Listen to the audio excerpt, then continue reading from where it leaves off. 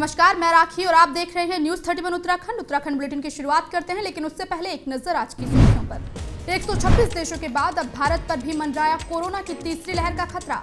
वैज्ञानिकों ने दी एहतियात बरतने की चेतावनी। नैनीताल में फर्जी कोविड रिपोर्ट लाने पर पुलिस हुई सख्त, दोषी पाए जाने पर होना होगा 14 दिन क्वारंटाइन। हल्द्वानी में महंगाई के खिलाफ हुआ जोरदार प्रदर्शन, स्कूटी में ग्लूकोज डालकर जताया विरोध। राज्य में महालक्ष्मी योजना का हुआ शुभारंभ, चुनाव से पहले धामी सरकार लगा रही जनता को मसला। दून में पुलिसकर्मियों के ग्रेड पे बढ़ाए जाने की मांग को लेकर हुआ प्रदर्शन, काशीपुर से राजभवन तक निकाली गई सीएम की शव यात्रा। और अब खबरें विस्तार से।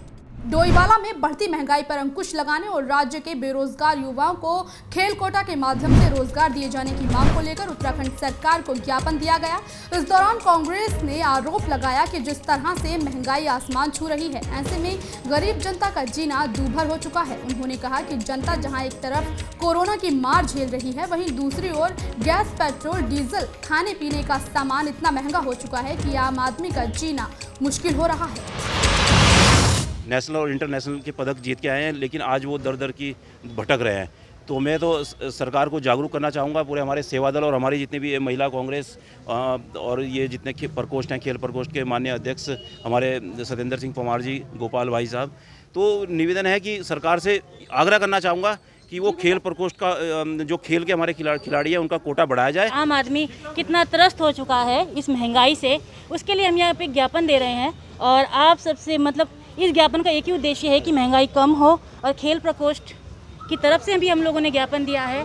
हमारे बहुत से ऐसे खिलाड़ी हैं जिनके पास मेडल है, जो नेशनल इंटरनेशनल लेवल पे मेडल लेके आए हैं, लेकिन आज अपने घर में खाली बैठे हैं।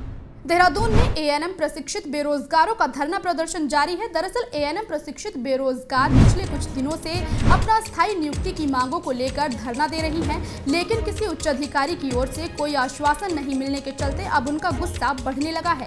वहीं सचिवालय कूच के दौरान रास्ता रोकने पर महिलाओं की जिला मजिस्ट्रेट और पुलिस विभाग के अफसरों से कहासुनी होना शुरू हो गई, जिसके बाद प्रशिक्षित बेरोजगार महिला वहीं सड़क पर धरने पर बैठ गईं। इस दौरान उन्होंने सरकार के खिलाफ जोरदार नारेबाजी की। मेरा सरकार से विनम्र निवेदन ये है कि हमारी एक सूत्रीय मांग है, हमारी जल्द से जल्द विज्ञप्ति जारी की जाए जो कि वरिष्ठता के आधार पे हो। हम सबकी बस एक ही मांग है, हम अपनी एक सूत्री मांग के लिए सरकार प्रशासन से गुहार लगा रहे हैं। हम हाथ जोड़ के विनती करते हैं, विनम्र विनती करते हैं कि सरकार हमारी बात को संज्ञान में ले। उत्तरकाशी में विकासखंड नौगांव के तिया थोलधार गांव में हरेला पर्व के अवसर पर प्रभारी मंत्री गणेश जोशी ने मॉडल डेयरी का उद्घाटन किया। इस दौरान मंत्री ने हरेला पर्व के शुभारंभ के अवसर पर बोतल ब्रश पौधे भी रोपित किए। इस दौरान उन्होंने कहा कि राज्य सरकार हरेला पर्व को प्रदेश भर में भव्य रूप से मना रही है, जिसमें प्रदेश के अंदर करोड़ों वृक्ष लगाने का लक्ष्य रखा गया है।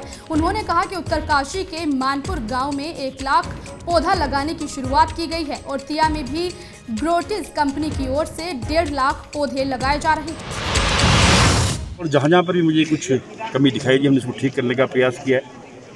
अभी मैं यहाँ से नौगांव जाना है, जो आराकोट चुनी होती हुई मेरी वापसी है। मेरी पूरी कोशिश होगी कि समय कम है, इस थोड़े समय में हम क्या बेहतर कर सकते हैं, क्योंकि हमारी सरकार सबका साथ, सबका विकास और सबका विश्वास इस नारे को लेकर काम कर रही है। उत्तराखंड कांग्रेस के सेवा दल आज मुख्यमंत्री की शव यात्रा लेकर डोईवाला पहुंचे। इस दौरान कांग्रेस सेवा दल ने आरोप लगाया कि उत्तराखंड सरकार ने राज्य पुलिस कर्मियों के ग्रेड पे में कमी की है, जिसे बहाल किए जाने की मांग को लेकर कुमाऊं के काशीपुर से राजभवन देहरादून तक 3 दिवसीय मुख्यमंत्री शव यात्रा निकाली गई है। इस दौरान कांग्रेस कार्यकर्ताओं ने भाजपा सरकार के खिलाफ जोरदार नारेबाजी की है। साथ ही सरकार पुलिस कर्मियों का ग्रेड पी वापस दे या फिर गद्दी छोड़ दे जैसे नारों के साथ पुलिस कर्मियों को उनके हक दिलाने की मांग की गई है। आज वो वहाँ फंस गया है, आज वो शराबबाजी में फंस गया है, आज वो कुकर्मों में फंस गया है। इस तरीके के काम ये कर रहे हैं। लेकिन ऐसे दौर में, ऐसे संकट के दौर में एक पुलिस वाले का ग्रेड पे इतना कम करना, ये कोई नहीं कर सकता। देश का गद्दार भी इस तरीके की हरकत नहीं कर सकता जैसे भारतीय जनता पार्टी की सरकार ने की है। डोईवाला में आज एसडीआरएफ मुख्यालय में हुए कार्यक्रम में सीएम धामी ने कोविड काल में अच्छा काम करने वाले पुलिस अधिकारियों और जवानों को सम्मानित किया। इस दौरान सीएम ने एसडीआरएफ मुख्यालय के आधुनिकीकरण पर खुशी जताते हुए कहा कि आपदा काल में एसडीआरएफ ने जिस तरह से कई चुनौतियों का सामना करते हुए जरूरतमंद लोगों तक मदद पहुंचाई है, उसे बाहरी राज्यों ने भी प्रेरणा ली है। साथ ही आधुनिक उपकरण के साथ हाईटेक मुख्यालय से आज एसडीआरएफ ने देश को अपनी अलग पहचान दी है।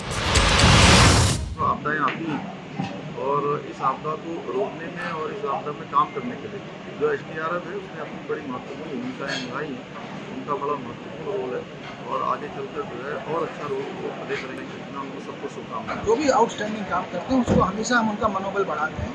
आज उनको प्रशंसा पत्र दिए गए हैं। जो बहुत अच्छा करते हैं उनको मेडल भी दिए जाते हैं। तो जैसा मैंने कहा एसडीआरएफ शुरू से बहुत ही आउटस्टैंडिंग काम कर रही है और प्रशंसा के पात्र देश भर में उसकी प्रशंसा हुई है उत्तराखंड एसडीआरएफ। और हमारे मॉडल पे दूसरे राज्य भी एसडीआरएफ खड़ी कर रहे हैं। और इसी के साथ उत्तराखंड बुलेटिन में आज के लिए बस इतना ही। बाकी की खबरों को देखने के लिए आप बने रहिए न्यूज़ 31 उत्तराखंड के साथ। नमस्कार।